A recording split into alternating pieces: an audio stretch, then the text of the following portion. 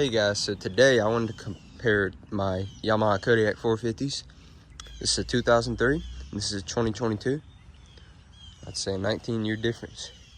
So things I've done to this one, I've put these Coleman gun or bow racks, put a light bar on it, put some LED light bulbs. These tires came on the blue one, and I swapped them and put the XTRs on the blue one. I put Rock's handlebar risers on this one. Done a Coops clutch mod to it, so it stays in the lower gear longer. It's just I think we've done a clutch shaving and a new spring. Got a rack back here for hunting season, cooler for when I go ride, and I had to put a new pull start on it. It's been a good four-wheeler. It's got about 830 hours and almost 3,000 miles, I think. Whereas this one, brand new, got a 2-inch hitch receiver. I'm not touching the exhaust. I've swapped the tail lights. That American flag tail light was on the red one. I swapped them. Put this Coleman box on it for some storage. It's got a lot of storage, and then you can hold a second or third passenger. Independent suspension, whereas the other one is solid axle. This is actually the EPS SE, so it's got electronic power steering. It's a special edition which comes with these wheels, factory worn winch, and the light up here. The other Kodiak models I do not think have that. And then the two-tone color.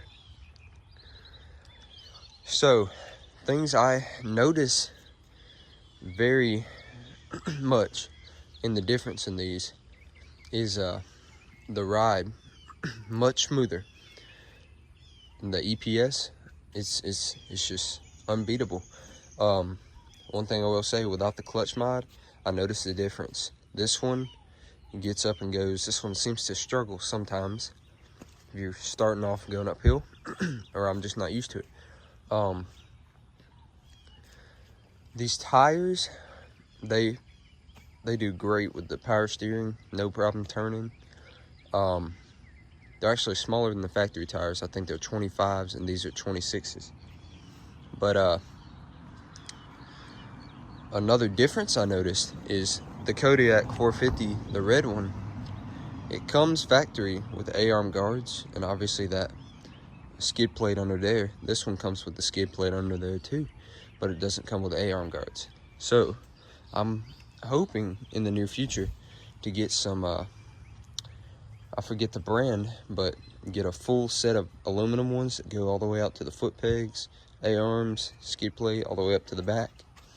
So yeah, but I'm gonna crank this up and the other one, show y'all how they sound. All right, so when you're on the Kodiak, the key is down here, but on the red one, it's up here, right here. So you got your fuel tank right here. This is another feature about the 22 EPS SE. It comes with diff lock. The earlier models didn't, and overdrive. So we're in neutral. Let's show you. I've serviced it 13 hours ago. 23 hours on it and 100 miles. So show you how it sounds. The fuel pump will run for a little bit. You can just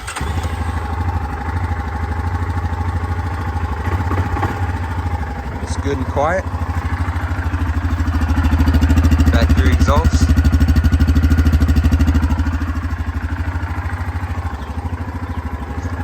Take it for a little spin.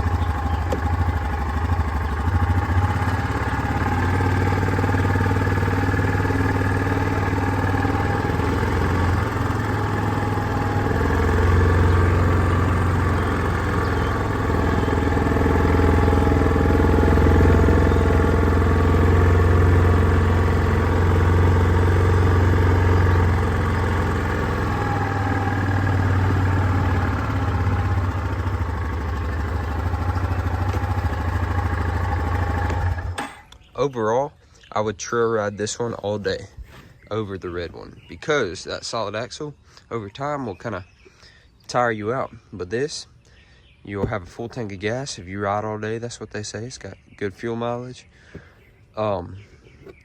but that independent suspension, it works great. All right, here we are on the red Kodiak. Got your fuel gauge there. On the other one, it's on the display. So this one has diff lock too. This one does not have overdrive. So you'll turn the key on. I think I was correct on the, okay. Okay, it's got over 3,000 miles, 825 hours. All right, so what we'll do here. This one's a little louder. Because I took the factory baffle out. So, throw this into gear.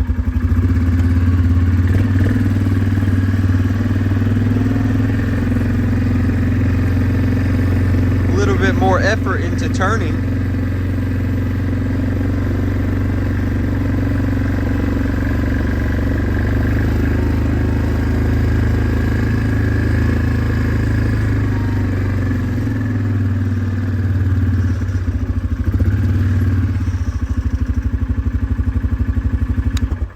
Y'all could probably hear some of the creaking noise too.